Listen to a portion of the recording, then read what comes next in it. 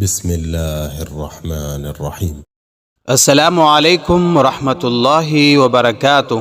عنوان: استوا کا وقت اور اس کا دورانیہ۔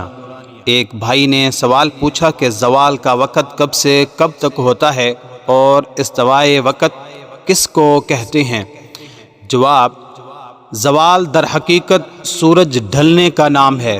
اس سے پہلے استوا ہوتا ہے، اور استوا اس وقت کو کہا جاتا ہے جب کسی بھی چیز کا سایہ مغربی جانب سے گھٹنا بند ہو جائے۔ ٹھیک استوا کے وقت نماز پڑھنا اور سجدہ تلاوت ادا کرنا مکروہ تحریمی ہے۔ اس کو نصف النہار بھی کہا جاتا ہے۔ اس کے بعد زوال شروع ہو جاتا ہے، جو کہ ایک آنی چیز ہے جس کا دورانیہ 1 منٹ سے بھی کم ہوتا ہے۔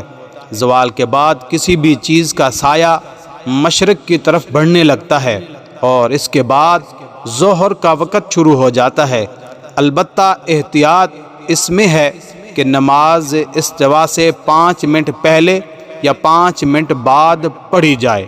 یاد رہے کہ استوا کا وقت موسم اور علاقے کے اعتبار سے بدلتا رہتا ہے، لہٰذا اس سلسلے میں اپنے علاقہ کے کسی مستند نقشہ اوقات الصلاۃ سے رہنمائی حاصل کرتے رہیں۔